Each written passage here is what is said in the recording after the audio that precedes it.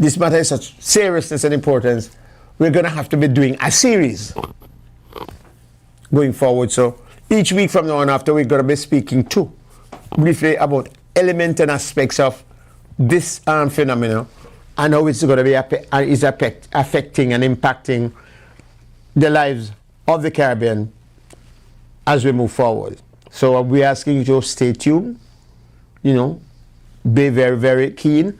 And of course, we're going to be giving out phone numbers for you to call going forward. You can always call us at 818-4582. That's 954-818-4582.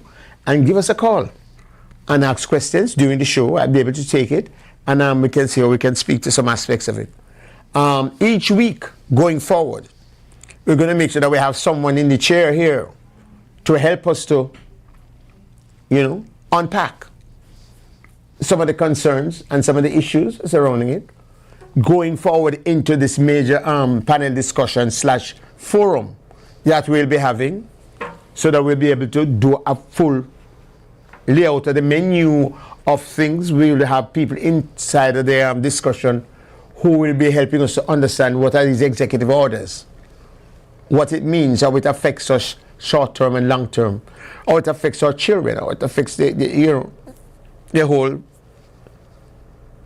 menu or milieu of Caribbean nationals that are here, and those of us who do business of one sort or the other, and how we're going to have to make adjustments if and where and if necessary to live within the dictates of the new rules and the new order as is prescribed by officialdom. So we just wanted to just let you know that going forward, because like they say, it's a new day. It's the dawning of a new day. It's not business as usual. And things are to come, which are things that we have no control over. We won't have any way to, you know, turn it back or to, you know, do any adjustments to it as much as some of us would like to. So we just have to deal with the objective reality of the day and the time and how we wrap our heads around it and how we therefore, you know, make adjustments in our lives to accommodate them and to, you know, deal with the changes that we have to. If we're going to want to stay here and live here, make this the place where we will work, live, raise family, and do business. So, just a word of advice to all our listeners out there. So, pay attention and see how it goes. But every week going forward, we'll be having some kind of discussion on aspects of immigration. And like I said, we're going to be having a lawyer in-house taking us through into that major forum that we'll be having on panel discussion with some other experts and some other persons who are involved more deeply with what the government is saying and doing and wants to happen, so that the rest of us can get a deeper understanding as to how we coexist peacefully in this administration and in this dispensation. What else is on the agenda? On the agenda, you find that the tariff, I understand there's a 10% tariff which affects Caribbean people, and there's a tariff that is affect the other major countries like Mexico and Canada and some of the other bigger countries. What 10% will mean for Caribbean people and for countries and people in the Caribbean is something that we have to figure out and find out and see how we deal with it. What it will mean for those goods and services which are exported from the Caribbean into the United States have to, you know, now attracts a 10% tariff charge. Will that means less goods will be exported because there will be a decrease in demand for Caribbean stuff in the diaspora?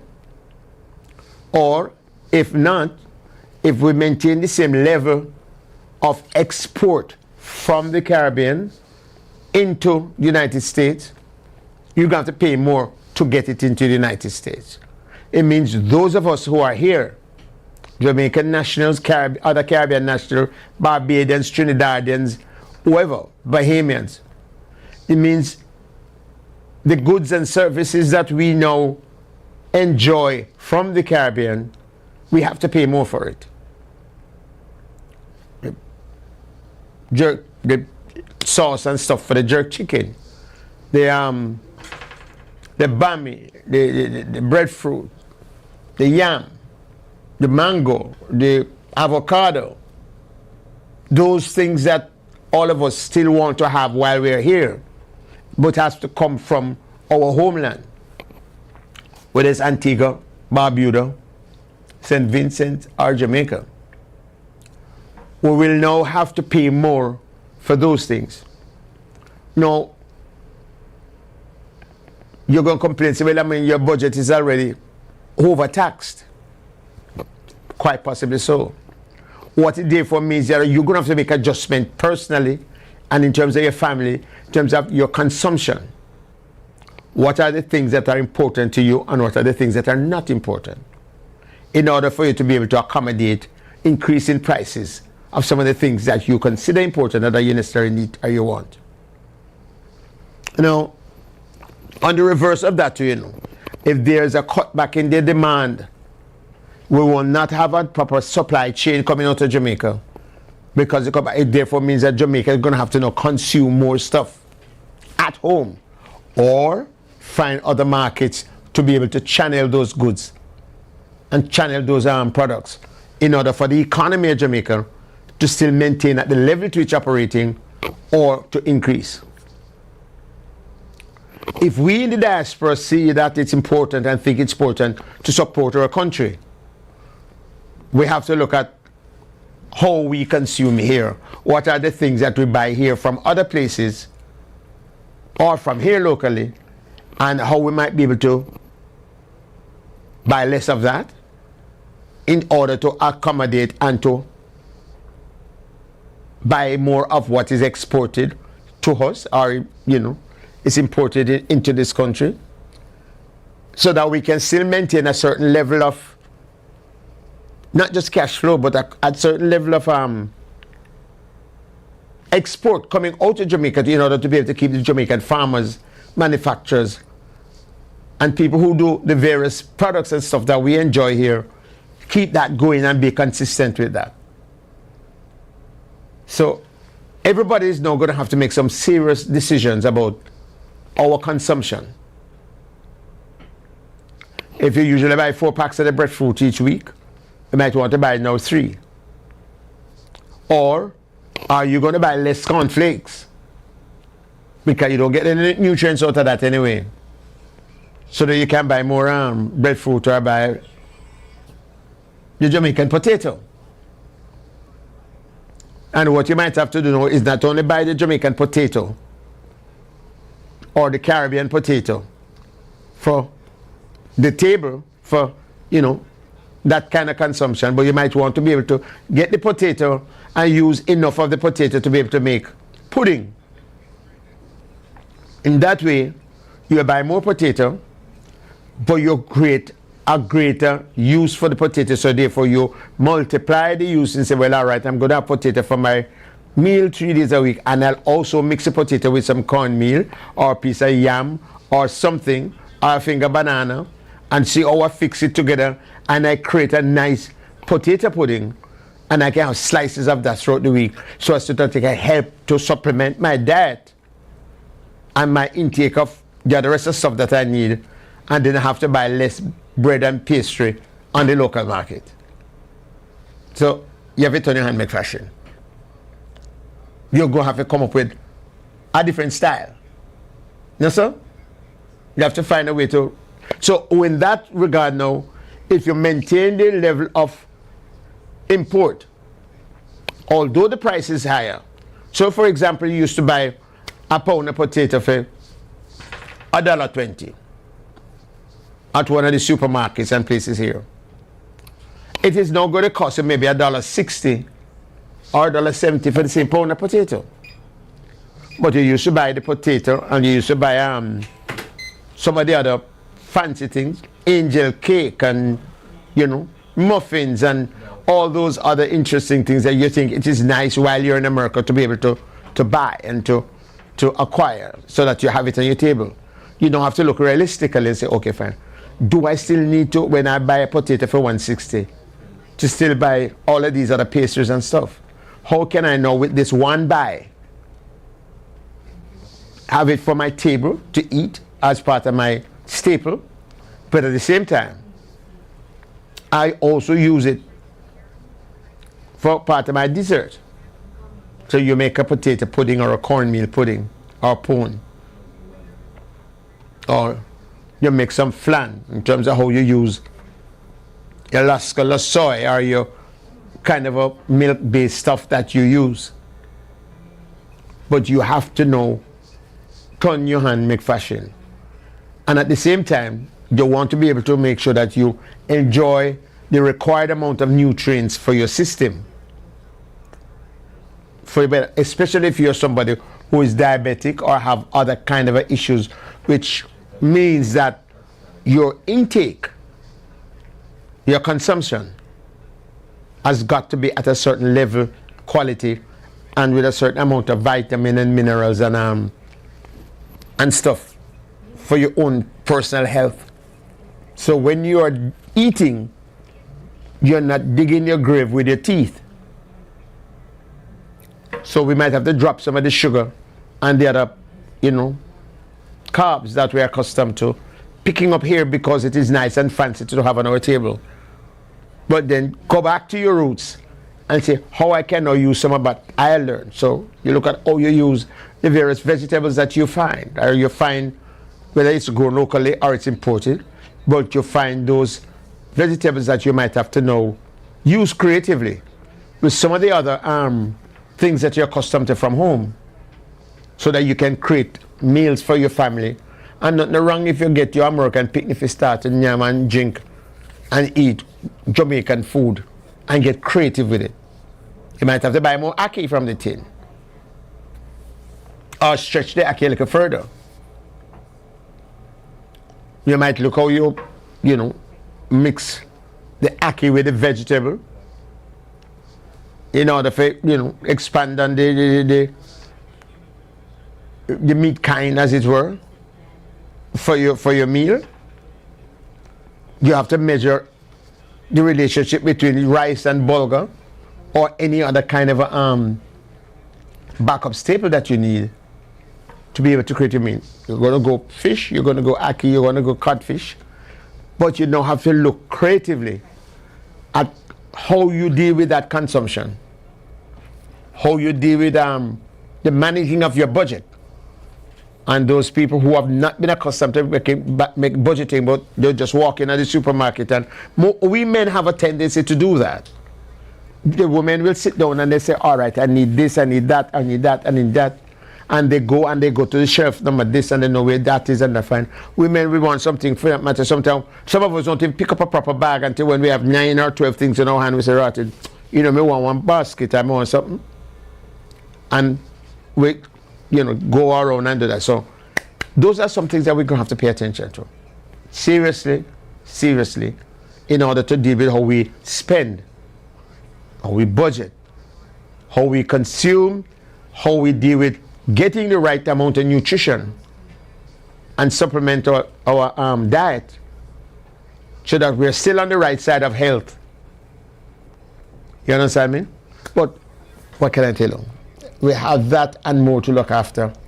When we get back, we're going to go to a quick break. So you stick and stay. Don't go away. We're going to a quick break. When we come back after that, the discussion continues. This is Tenny Miller, and I'm live.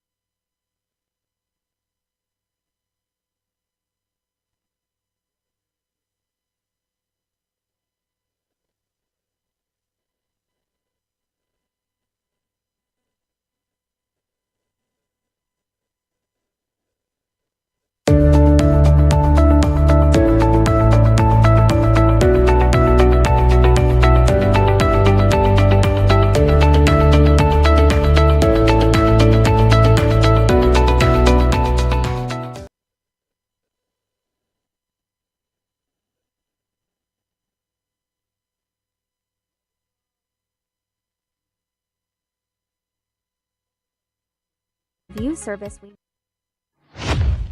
now offer. Pay-per-view streaming has helped many creators ranging from event promoters, sporting events, and concerts from all industries to monetize their content. You may be wondering why choose pay-per-view. Well, I am here to tell you for one. You are in control of how much you can charge your customer per click. If priced right, you can win big with pay-per-view. We also offer on-demand, which can be another way to profit from your event. So, what are you waiting for? Call us at the number below or email us at flexfm@gmail.com and let us help you reach a broader audience. Attention business owners. Are you ready to maximize your tax deductions and take full advantage of every credit available to you? Look no further than BMG Tax and Accounting Services, your trusted partner in Tamarack, Florida. With over 35 years of expertise, Nigel Blair is here to handle all your business needs. From bookkeeping to tax preparation, we provide the personalized care and attention your business deserves. Don't let opportunities slip away. Contact BMG Tax and Accounting Services today. Call 954-289-6005. That's 954-289-6005. BMG Tax and Accounting Services, experience you can trust, results you can count on.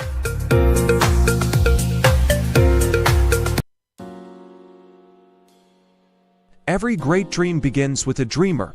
Always remember, you have within you the strength, the patience, and the passion to reach for the stars to change the world. Harriet Tubman is known for guiding enslaved people to freedom, the Underground Railroad.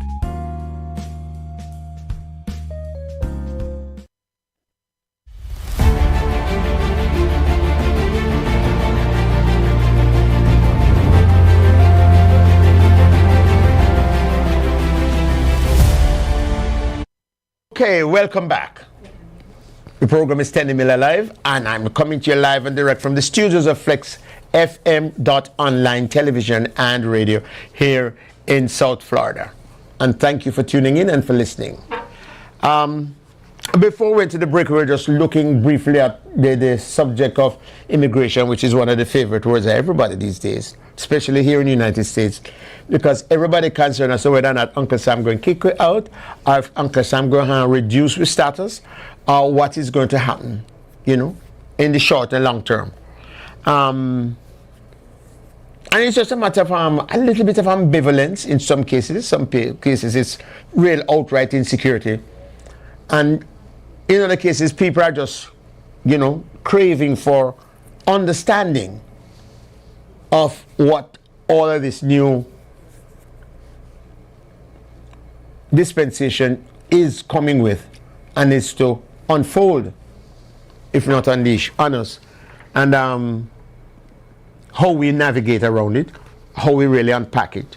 And, for the benefit of not just ourselves, but some of us are people who are retired and looking at how we settle down, whether in this country or in another country, or what part of this country we want to settle in. And we want to know that we don't have any surprises at our age of when you're young like me and maybe a little bit older, you're running up and down the place like Happen Dick, trying to find settlement. When truth and fact, there's so much, unanswered questions.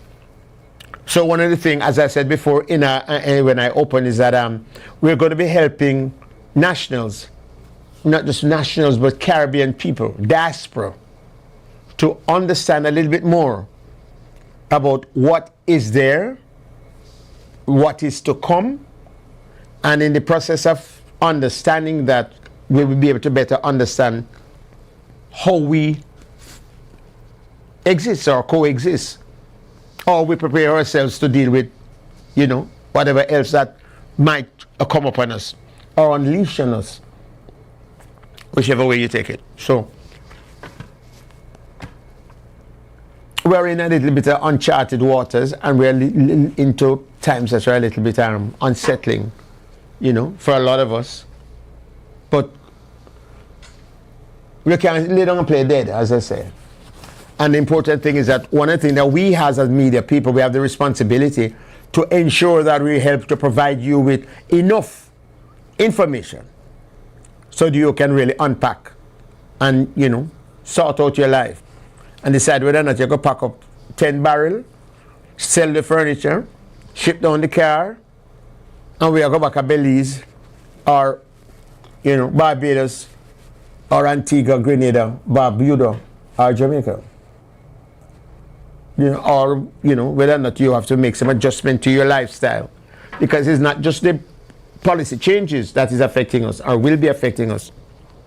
Not just the policy changes, but in truth and in fact, how we live and eat and drink, how our consumption, the whole business of our health, all of that is and will be impacted by the kind of decision that this Honorable White House makes as things and time unfolds on us. And those of us who have the legitimate status and the kind of a contribution that we are making to this country, how much secure that is, and whether or not some of us can continue in the same vein or we'll have to make adjustments to how we enjoy those benefit, privileges, or opportunities while we're here. So, so there's a number of things that we have to consider and we have to process. Fine? Our children and our grandchildren, right? The grandchildren might be in a much more secure position than us, but then, it's a question of, like I say, how the whole thing unfolds as we go along. I was going through the local newspaper and I came across a couple of things that are reminding as to what is happening, what else is happening out there. The Secretary of State, Marco Rubio, was in the Caribbean on not a whirlwind tour, but seemed to be on a strategic visitation to other Caribbean countries, including Barbados and Jamaica, and having meetings with the governments and the representatives from these countries, because they have to now articulate to Caribbean nationals what is the policy, the new policy, whether it's through executive order or what, of this administration, and how we in the Caribbean fit within the matrix of that or those policy changes going forward. There was a rumor or some information that was out there as it relates to the Caribbean islands' relationship with other countries in the Caribbean that are not necessarily countries that are embraced by the United States, and countries that they have for the last 60 years or more have not had any meaningfully structured relationship with the United States, but they have been having great relationships with people in the Caribbean and providing a tremendous amount of support and help for Caribbean people, because they're also part of the same basin. They're fingers of the same hand, so to speak. And the Caribbean nationals have had and enjoyed great relationships in that regard. But then Uncle Sam and them not necessarily plan to go align. You know, sir? But Caribbean people now are caught in this precarious position, because apart from the geopolitics of that kind of a relationship / non-relationship, that triangular situation, there's also the question of the Panama Canal and what the Panama Canal means to shipment and logistics and trade to and for the United States, and to, from and for the United States, and what it also means to places like China and the expansion of China's tentacles across the globe, And there are various programs that they have, like the Belt and Road, where they provide you with, road and developing highways and bridges and valleys and dams into smaller countries, so that those other third world, if you want to call it that, or the smaller countries will be able to bring themselves up to international speed. So therefore their goods and services which they produce will now be able to have access to a wider market, as China also wants to be able to spread its wings to give you some of their goods and services. That's not a one-way street. So the whole business of the hegemonic relationship that is existing out there, and this kind of a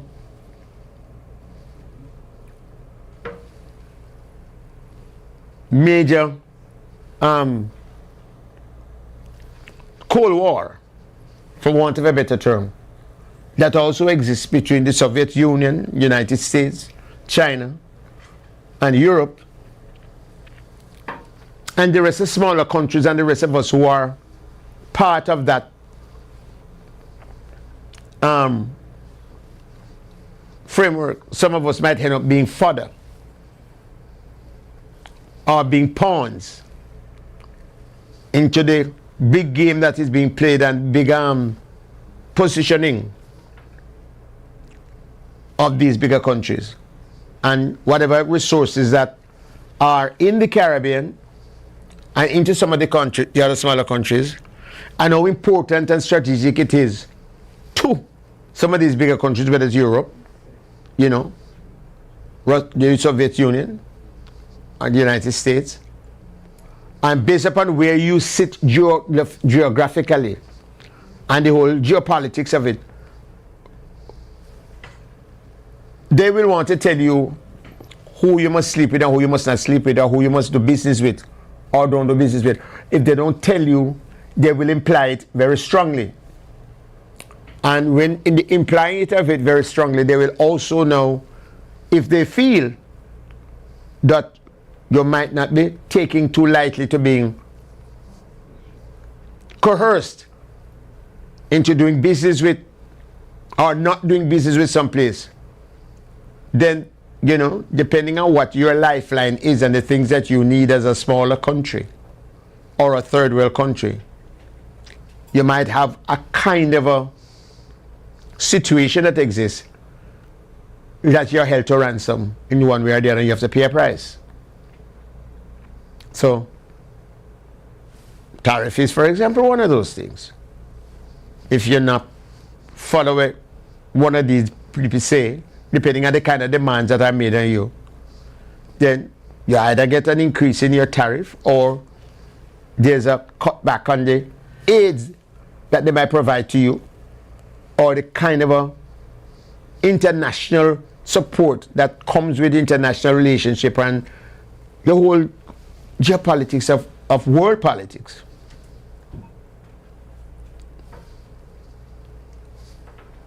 And some of us are placed in the position whereby we are get squeezed. And when the politician and when the people start to cry out because some things are not on the plate, especially food items, or there's not enough job opportunities, there's not enough money to provide scholarships and training for people, because your country cannot afford it, because it don't have enough resources and not getting a loan from the IMF Bank or the World Bank or from any one of these international financial institutions. If you're not able to get the kind of a support for the changes that are happening to the environment, so that you as a smaller country realize that sea levels are rising, so it's taking up more of the land that you have, and how you as a small country now have to deal with, with the way you call it now, reuse, reduce and recycle at home, and to pay for that kind of education program to be able to put yourself in a much more productive and organized and less vulnerable position as a nation. It's a whole lot of things that are happening. you might want to say, all right, boss, you say me if you do this, me do it because I want the money and I wanted this and I wanted that. Or if the people don't want it, the political leadership feels that them don't have the will to be able to say no to Bokimasa. And as a result of which, you know, we're caught between a rock and a hard place. And these things happen to smaller and poor countries. So we have to be careful. Fine?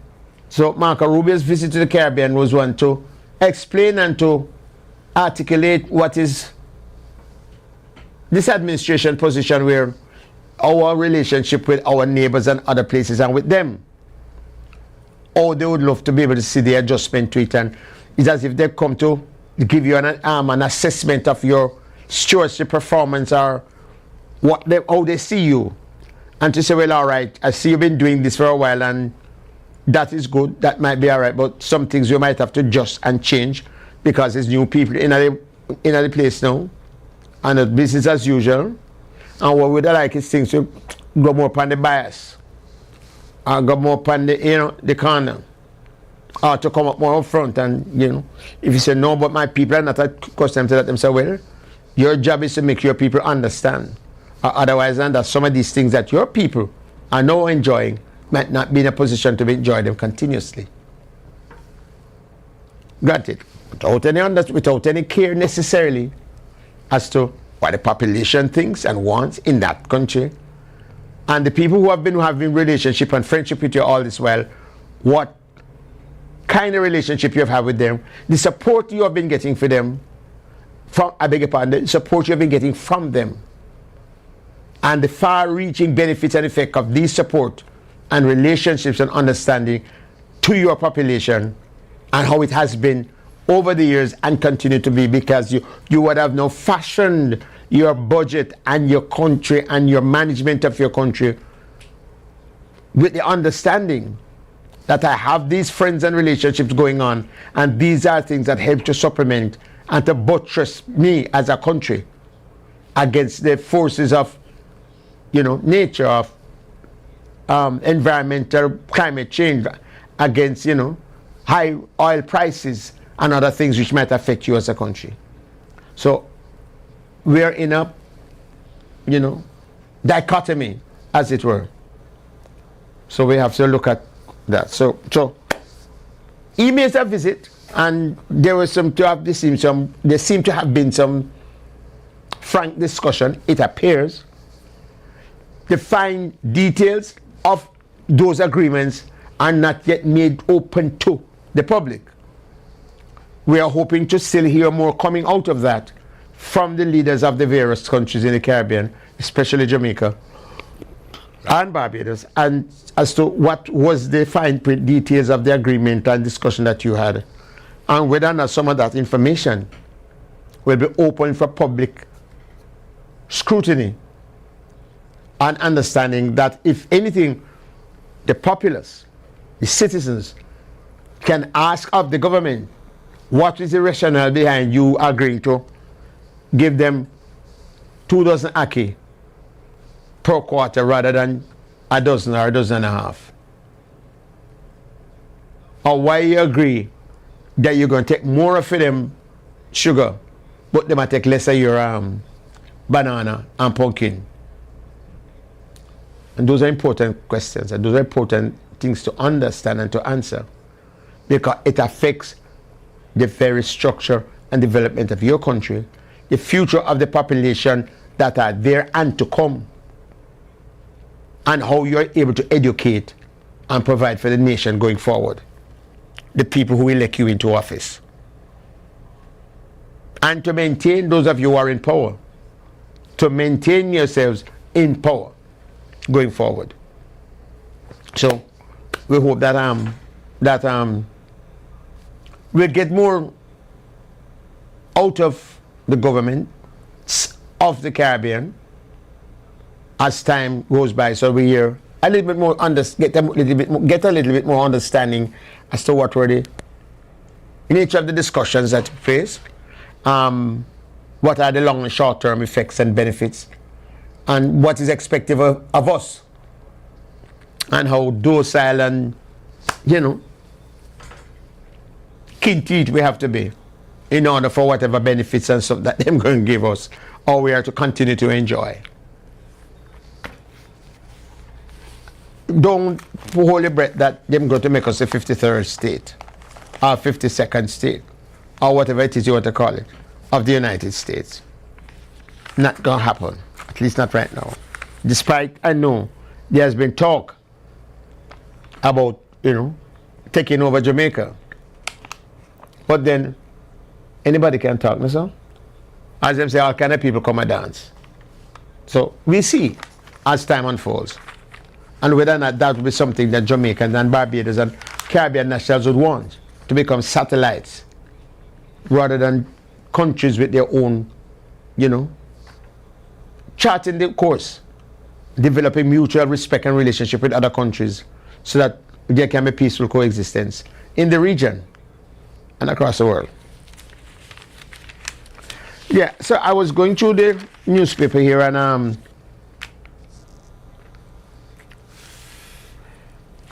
what's happening in different countries of the Caribbean, and there's a says protest legal fight escalates over TPS rollback for Haitians and other immigrants.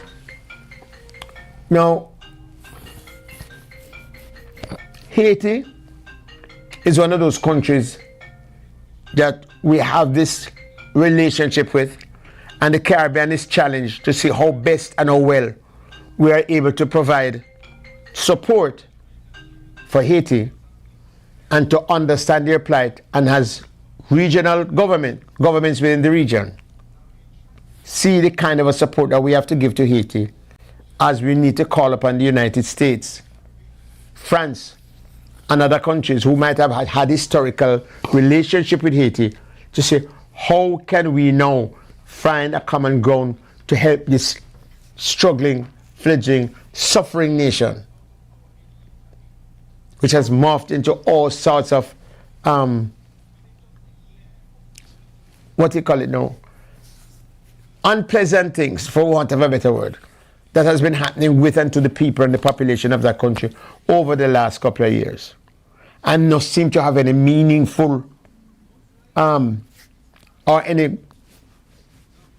great sight as to when and how some of this will eventually end. And generations have grown into this level of instability and, you know, problem that has been happening in Haiti, and we need to not only pay lip service to it. And the bigger countries like United States and France, which have benefited from Haiti in more ways than one over the last 100 years or more, have to really come clean and look again and to say, how can we now find different strategies, different ways, and better ways to help the people of Haiti to develop and grow and to reach to a different level of, you know, level of decent way of living,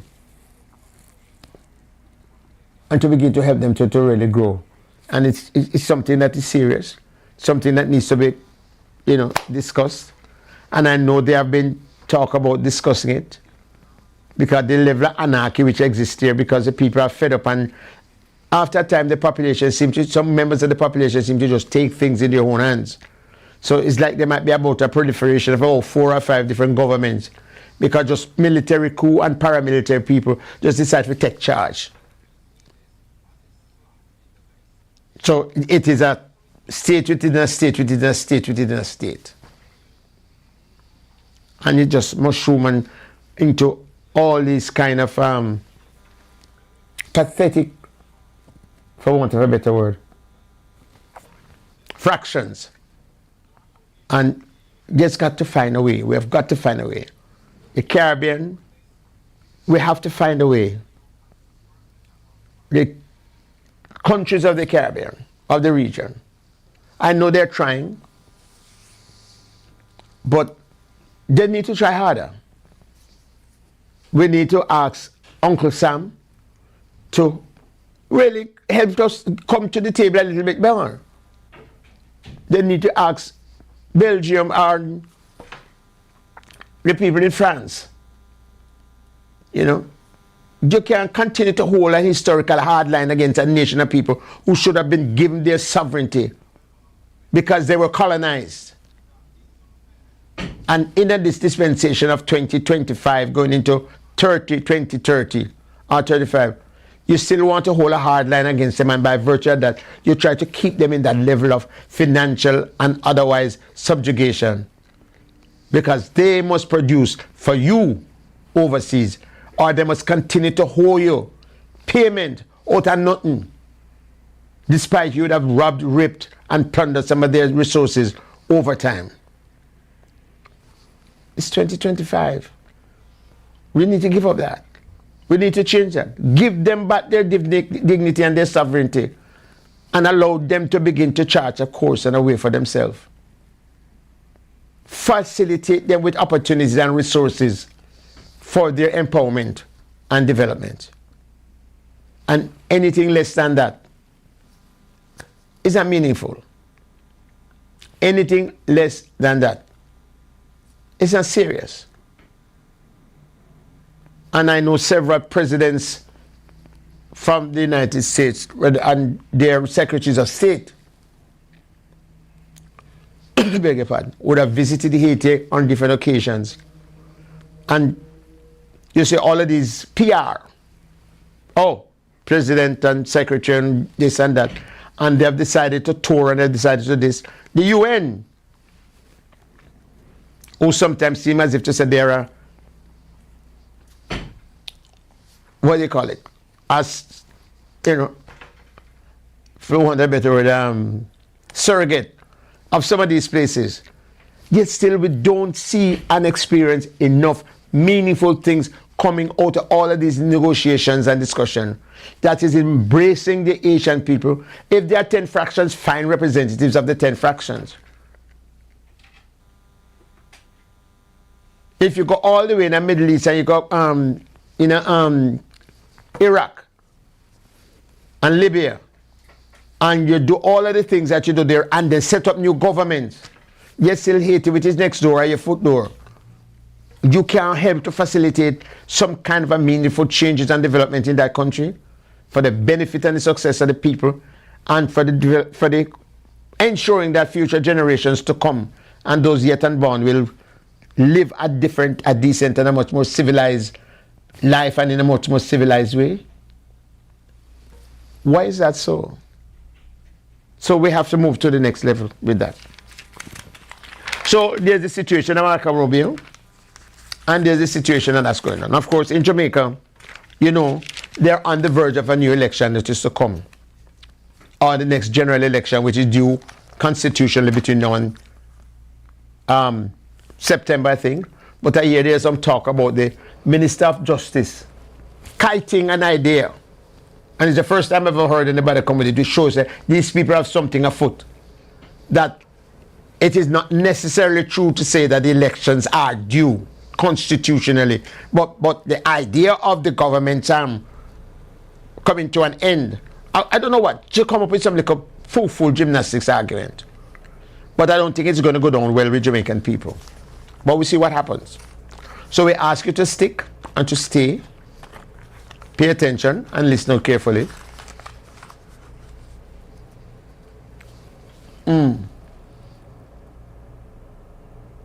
As it continues.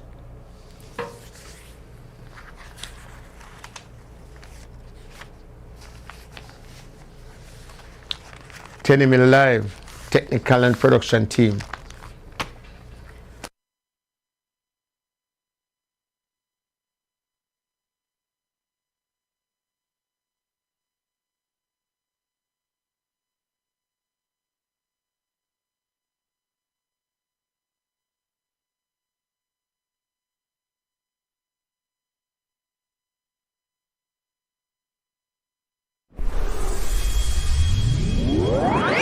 Welcome to Flexx TV, where we inspire, empower, educate and entertain.